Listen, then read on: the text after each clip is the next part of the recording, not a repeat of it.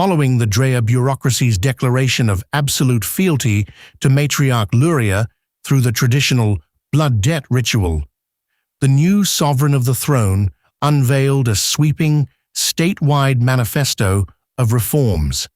The targeted domains, the grim justifications behind them, and the systematic overhauls to be implemented were decreed as follows. Economy.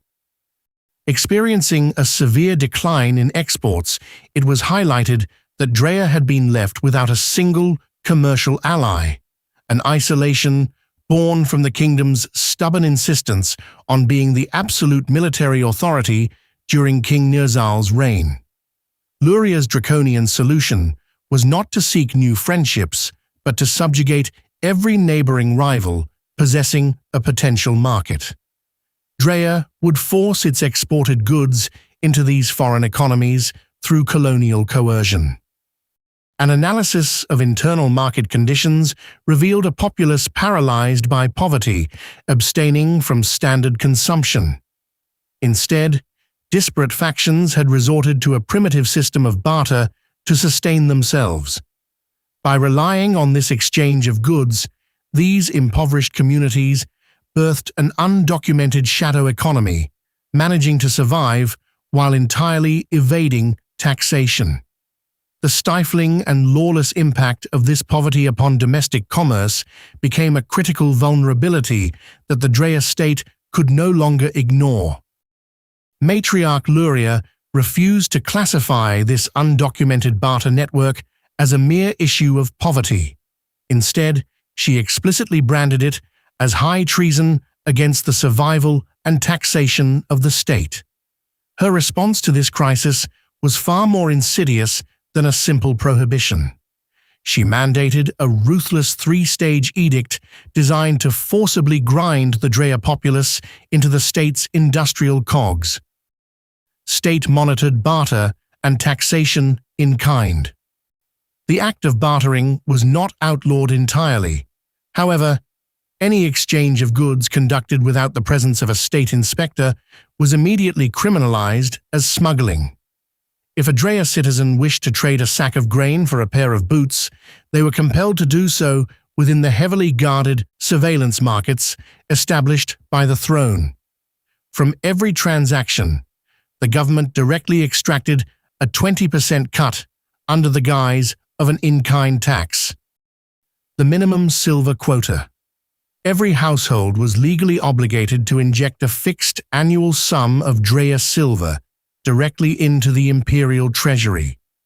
Destitute families who subsisted solely on trading goods and could not produce this hard currency were branded as tax debtors, a miserable classification sitting just one step above a state slave. Workforce reallocation.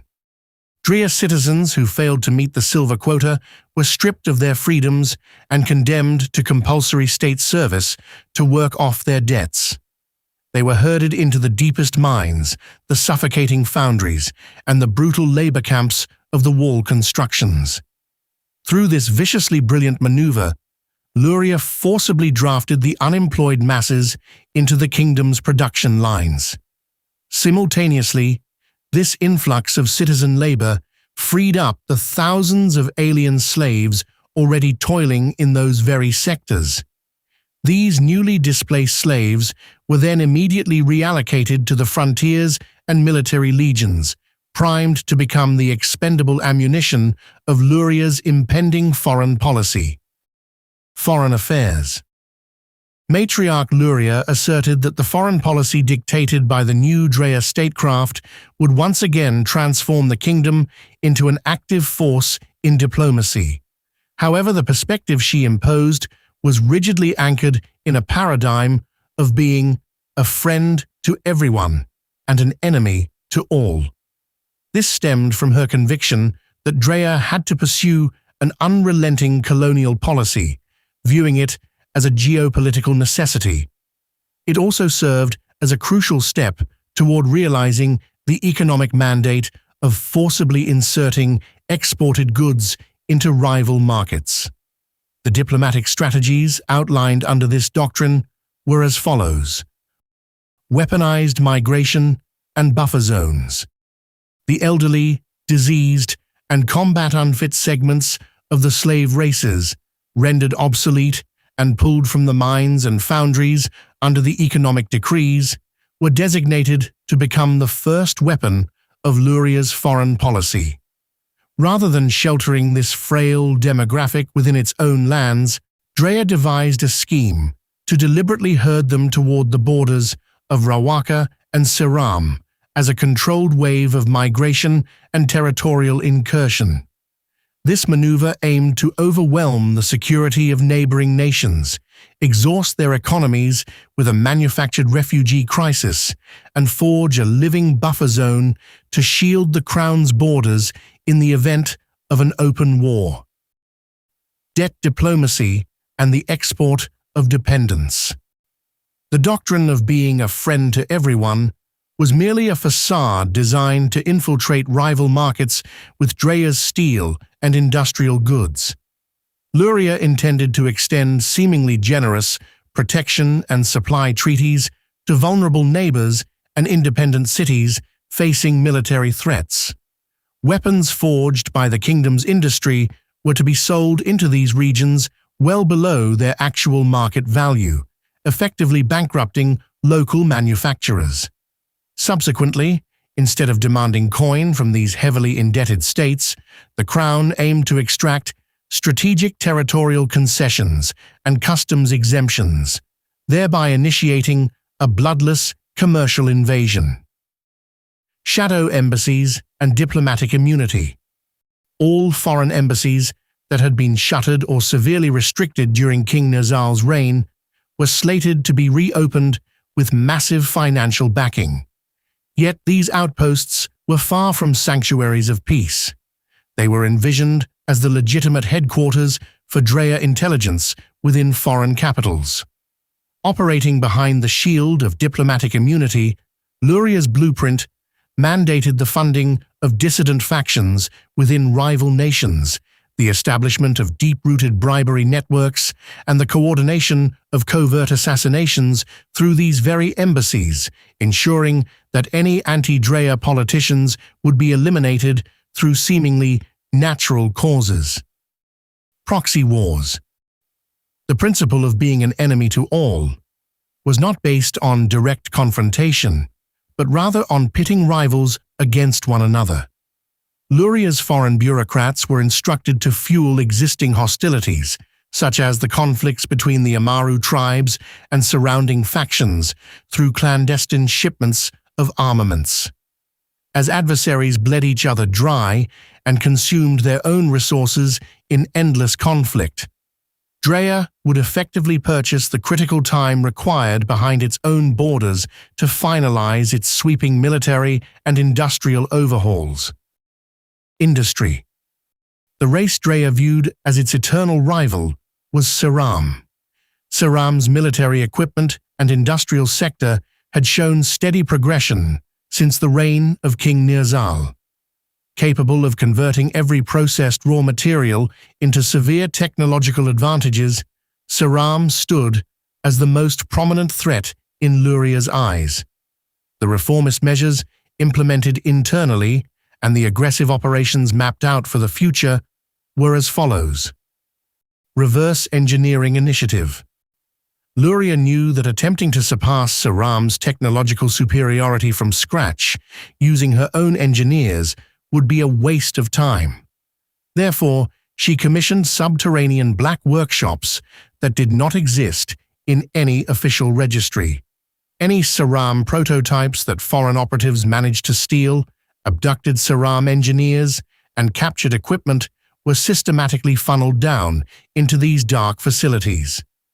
Drea's industry was transformed into a relentless reverse engineering machine built to copy, dismantle, and reproduce enemy technology in a much more lethal, albeit far less elegant, manner. Asymmetrical production and standardization. While Siram crafted each weapon and piece of gear as a masterpiece, Luria adopted a strict doctrine of sheer quantity over quality within the industrial sector. The casting formulas for new armaments were standardized across the entire Drea realm. Master blacksmiths were permanently replaced by conscripted citizen laborers, and hundreds of thousands of Tessar and Golem slaves, forced to work in 3 continuous shifts until their eventual deaths. The entire industrial sector was redesigned with a singular goal. Whenever Seram would eventually field a perfectly refined war machine, Drea would be ready to deploy hundreds of standard, crude, yet deadly mass-produced replicas against it, without a single thought given to the casualties. Magic technology synthesis. Knowing that purely physical weapons would prove insufficient against Seram's mastery of dark magic, Luria successfully merged the kingdom's industry with sorcery. The Drea foundries were no longer merely forging swords and armor. They began the mass production of a fatal military inventory where the arcane arts they mastered were imprisoned within massive steel chassis, utilizing spellcraft directly as fuel. Preemptive resource consumption. Luria's industrial scheme involved not only manufacturing, but also aggressively crippling Seram's capacity to produce. The Crown mapped out the rare mineral deposits, specifically the veins within the Askadal region, that Seram required for its technological advancements. Drea's army and mining guilds were tasked with urgently occupying these resources to feed their own foundries. Any veins they could not ultimately seize were slated to be tainted with poison, intending to inflict irreparable sabotage upon the supply chain of the Seram industry. Education. During King Nirzal's reign, the Drea educational system was a cumbersome structure, teaching philosophy and martial arts to the children of noble families, yet far detached from meeting the practical necessities of the crown. Matriarch Luria determined that to sustain the realm's colossal industry, bureaucracy, and war machine, there was a desperate need for qualified citizens, technocrats, who worshipped efficiency rather than mere loyalty. Within this scope, the reformist measures that completely re-engineered education from an Enlightenment process into a governmental fabrication line were as follows. Early crown guardianship and the severing of familial ties. Luria's educational doctrine mandated that allegiance must be sworn directly to the throne, bypassing the family entirely. Children were seized from their parents at a very early age, long before their minds could form independent thoughts, and placed into isolated academy cities known as state incubators. To eradicate all traces of individuality, every pupil was compelled to wear identical uniforms and was raised under the exact same rational codes. The very concept of parenthood was completely supplanted by the authority of the realm. Ideological indoctrination and the wise race curriculum. The arrogance of the Drea populace, viewing themselves as the wise civilization, was embedded into the very core of the educational system. The curriculum was extensively rewritten to focus on Drea supremacy, portraying all other races as either servants or parasites that needed to be exterminated. History books were heavily revised. The enslavement of the Tessar and Golem races was taught as a natural biological imperative. Meanwhile, the Seram and Rawaka factions were depicted as thieves who had stolen the magic and technology that rightfully belonged to Drea. Rigid specialization and technocrat incubators. Personal talents or passions held absolutely no value within this schooling structure. The only factor that mattered was which specific cog the kingdom required at that moment. Upon reaching the age of 10, children in the academies were subjected to ruthless trials of intellect and endurance. Based on these results, students were irrevocably assigned to specialized branches, such as weapons engineering, logistical planning, intelligence analysis, or high bureaucracy, from which they could never transfer for the rest of their lives. The kingdom focused solely on forging hyper-specialists who were exceptionally narrow-minded in general matters, yet flawlessly proficient in their assigned tasks. Academic casualties and exile. This colossal fabrication line of learning was designed to make not only the successful students useful to the crown, but also the failures. Students who failed to achieve a sufficient technocrat score in the academic trials, who showed signs of ideological questioning, or who displayed physical frailty, were neither kept in the academies nor held back a grade. These casualties were immediately stripped of certain citizenship rights. They were systematically funneled into compulsory state service, assigned to the lowest tiers of labor within the subterranean mines, and slated for the grueling construction camps along the borderlands, perfectly aligning with the logistical preparations required for Luria's upcoming foreign campaigns. Military. During the reign of King Nirzal, the Drea military had begun to rot from the inside out under the sheer burden of guarding colossal borders.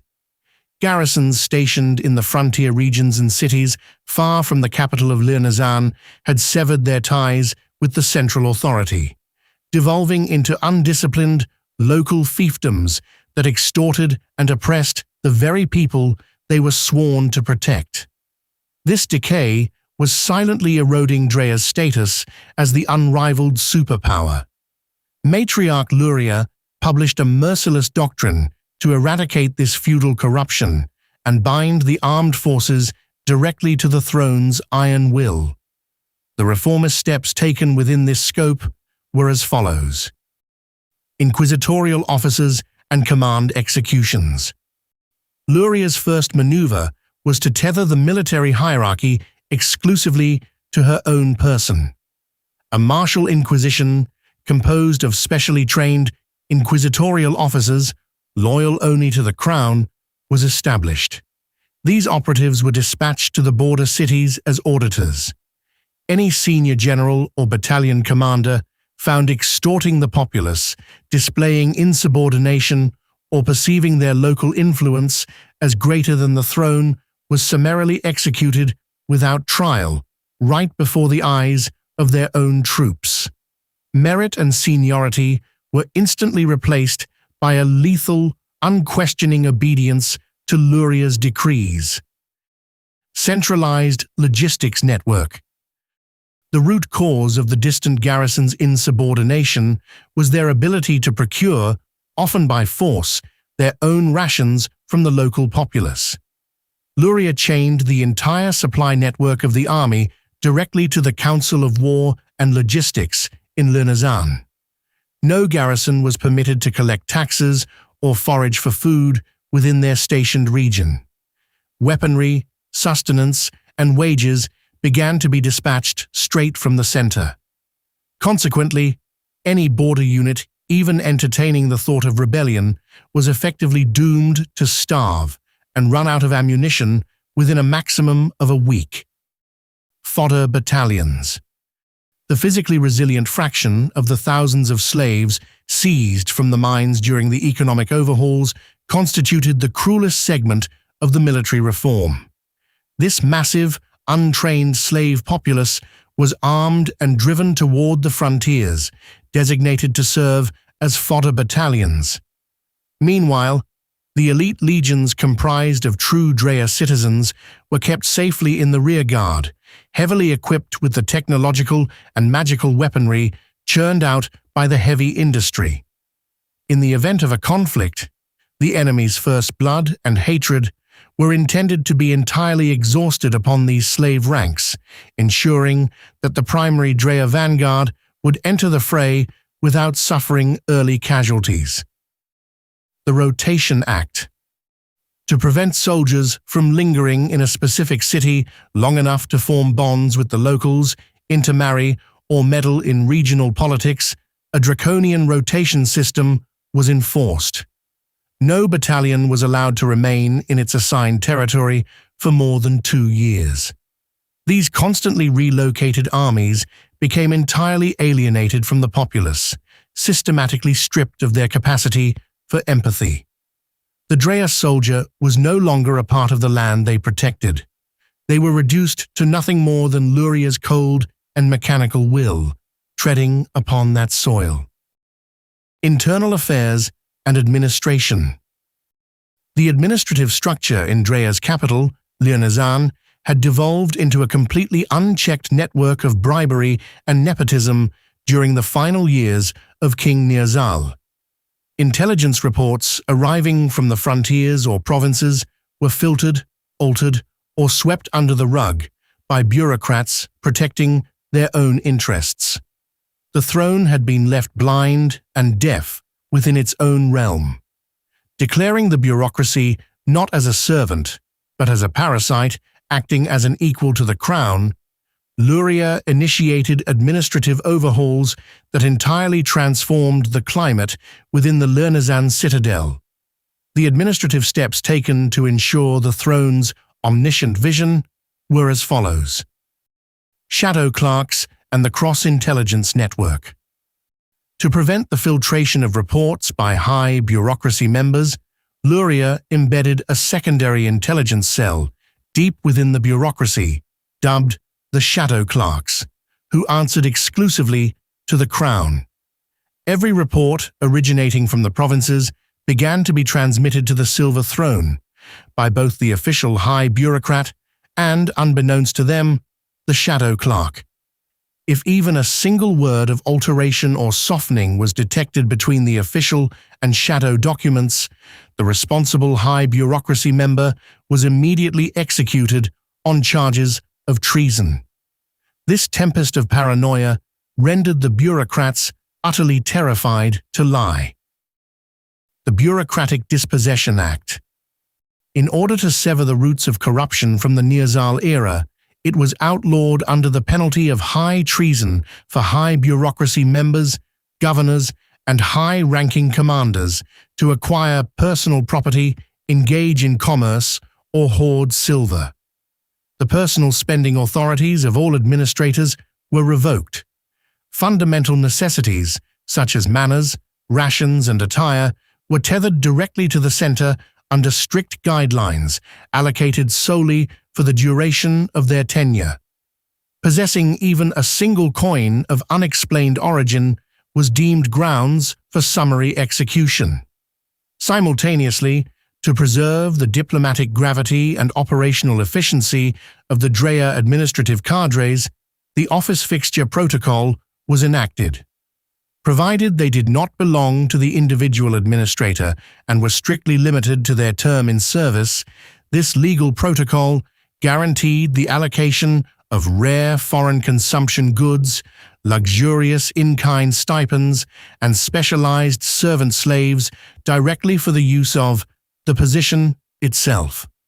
With this decree, the Drea bureaucracy was entirely purged of permanent personal ownership and hard currency, redesigned instead around luxury consumption and temporary services offered directly to the prestige of the office. Justice and law.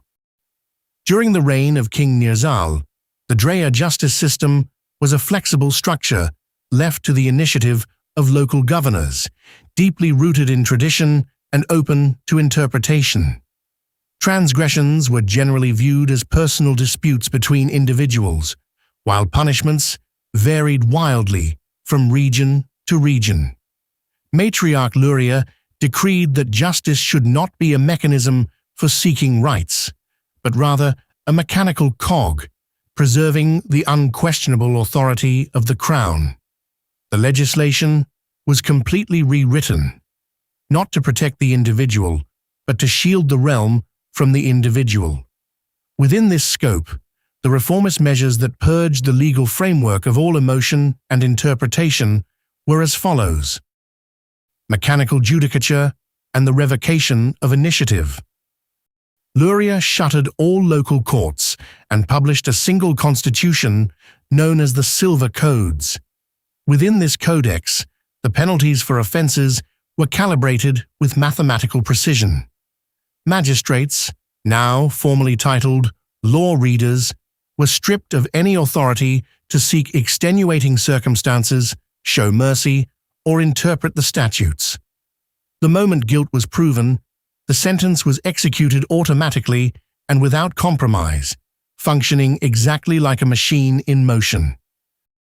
The nationalization of crime and debt extraction. In Drea's new legal framework, the very concept of crimes committed against individuals was abolished. Committing murder or theft was no longer defined as harm inflicted upon a victim, but rather as sabotage committed against the workforce and order of the kingdom. Consequently, penalties were redesigned. Rather than utilizing methods that incurred costs to the throne, such as imprisonment, the transgressor was condemned to pay off their damaged debt to the kingdom through lifelong heavy labor, specifically within the subterranean mines or the military death squads. The web of collective responsibility. To smother rebellions and insubordination before they could even be born, the concept of collective guilt was codified into law. If a single person within a labor group, a military unit, or a neighborhood betrayed the crown or disrupted their production quota, the identical punishment was inflicted not only on the perpetrator but on everyone within their unit. This ruthless mechanism turned the Drea populace and the slaves into willing wardens of one another. Offenses against the throne were effectively preempted by the sheer paranoia bred within the masses themselves. The Arcane. During the reign of King Nirzal, the arcane arts within Drea were primarily viewed as a philosophical pursuit monopolized by the nobility, an individual talent, and an elitist science. Mages isolated themselves in their towers to research dimensions, forming a privileged class in society through their theoretical and practical flexibility. Matriarch Luria perceived this uncontrolled and individualistic mysticism as a shackle restricting the potential of the realm. To her, magic was not a philosophical hobby. It had to be a weapon of mass destruction that was measurable, controllable, and entirely monopolized by the crown. Within this scope, the reformist measures that murdered the soul of the arcane and mechanized it were as follows: arcane conscription and the prohibition of individual sorcery. By Luria's first decree, all independent mage guilds, private academies, and traditional teachings conducted through master-apprentice relationships within Drea's borders were declared illegal. Every Drea citizen, born with arcane aptitude, was deemed the property of the realm and forcibly enlisted into the arcane crucible. Practicing any spellcraft unapproved by the crown or establishing secret covens was equated with high treason, serving as grounds for immediate execution. Magic was no longer the property of the individual, but of the Silver Throne. The annihilation of theoretical philosophy and the destructive focus. Certain prominent magical focuses of the Nirzal era, such as advanced spirituality, cognitive transcendence, or the theoretical nature of the arcane, were entirely stripped from the royal budget and outlawed. Against a threat like Siram, Luria did not need cognitive transcendence. She required arcane storms that would obliterate enemy ranks. The magical curriculum was ruthlessly narrowed. Concentration was placed solely upon combat spells, devastating material manipulations, and mind-shielding enchantments. Spellcasters were stripped of their status as scholars and reduced to living artillery. The militarization of the mage class and the loss of status. The arrogant sorcerers who once wore silken robes and held a voice in the citadel were degraded to the level of ordinary military personnel through Luria's reforms. Drea mages were forced to don standard martial uniforms and take orders from ranking commanders. They were no longer solitary heroes writing their own epics. They became mundane, tactical units, scattered among infantry battalions, burdened with supporting the army's advance and shattering enemy defenses.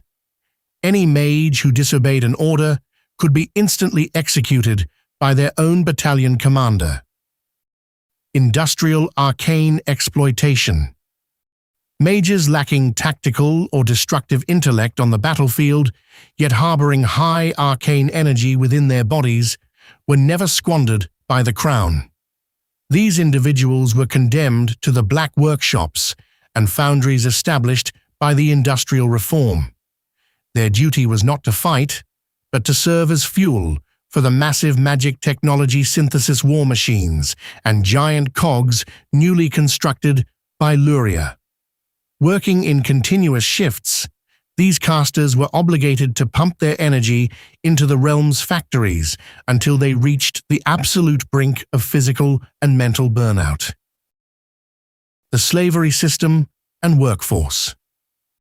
During the reign of King Nirzal, slavery was the immutable backbone of the Drea economy and infrastructure.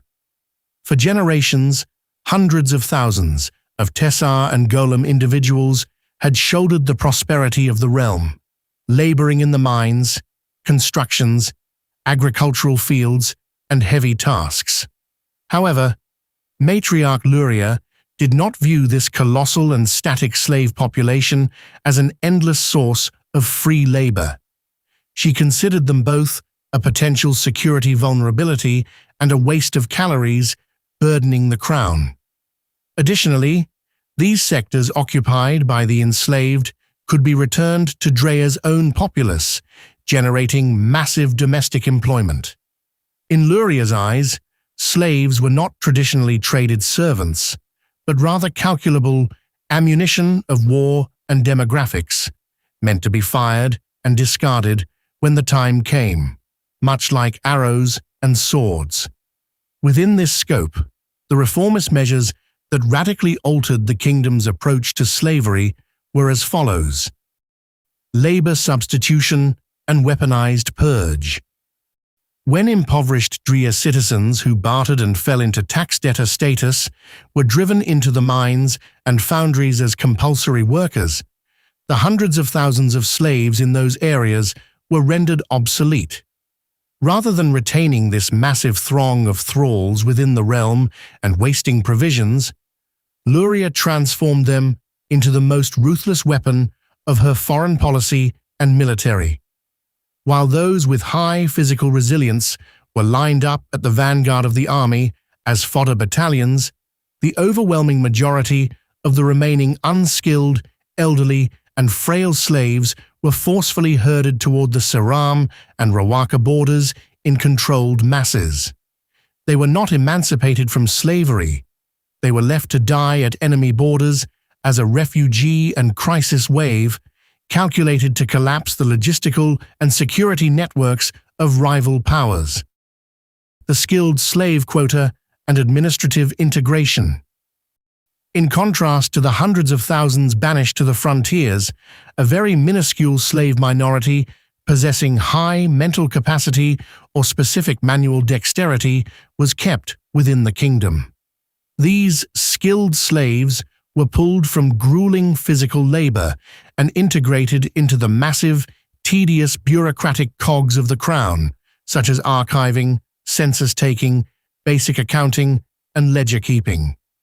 Luria's objective here was not to reward the enslaved, but to dump these menial tasks upon them, thereby shifting the minds of true Drea bureaucrats and officials toward much more lethal domains like war logistics and strategy, complete cultural annihilation, and linguistic bans. Viewing the possibility of slaves organizing among themselves as an existential threat, especially after the human race secured its independence from Rawaka, Luria declared war on their cultural identities. Races like the Tessar were strictly forbidden from speaking their ancient tongues or ciphered dialects among themselves. Any slave caught speaking a language other than Drea was immediately executed in public via the most savage methods to serve as a deterrent to the rest. The enslaved were reduced to silent machines that labored solely for Drea and thought exclusively in the Drea tongue. The Culmination. Initiated in DC 342 and projected for completion by DC 347, these sweeping overhauls began to be implemented with the ruthless discipline of the Drea Crown. Luria's paramount objective was to eradicate the citizen factor within Drea. Examining the common thread across the economic, educational, arcane, and judicial edicts, it becomes evident that she aimed to obliterate family, property, personal initiative, philosophy, and even the capacity for pity. An individual could harbor no dreams or ambitions of their own. Every single person was compelled to become mere muscle tissue, a nerve ending, or a cog within the colossal leviathan known as the Realm. Drea was no longer merely a country with borders, but a massive, monolithic organism moving as one. When observing the foreign, industrial, and martial reforms, it was glaringly obvious that Luria did not intend to defeat Siram through military genius or masterpieces. Her goal was to smother their refined and elegant empire under sheer numbers, brutality, and underhanded tactics. Reverse engineering, manufacturing refugee crises, poisoned mines, and standardized, hideous, yet lethal, mass-produced weaponry. Luria strived to morph Drea into an engine of chaos meant to be spewed across Siram. She would annihilate them not with honor, but through unrelenting attrition. Having witnessed the feudal fragmentation of the Nirzal era, Luria's singular aim in internal affairs was never to morally rectify bribery or corruption. Because she placed absolutely no trust in the frailties of mortals, namely greed and the lust for power, she built the system upon a foundation of mathematical terror and sheer helplessness. Shadow clerks, command executions, and the prohibition of personal property were designed to forge a paranoid administrative structure so heavily mechanized that no one could even fathom betraying the throne. Luria did not harbor a simple hatred toward other races merely because they were beneath us. She framed her objective through the far more cold-blooded lens of resource management. For her, the enslaved served only two purposes, either as a costless source of calories to perform the kingdom's drudgery, or as a shield of flesh meant to absorb enemy arrows in place of Drea soldiers. When all these decrees are pieced together, it becomes clear that Matriarch Luria's true ambition was not simply to rule Drea, but to mutate it into a numb, soulless, colossal war factory programmed solely to produce and destroy. She was no mere sovereign sitting upon a throne. She was the chief engineer of this monumental imperialist design.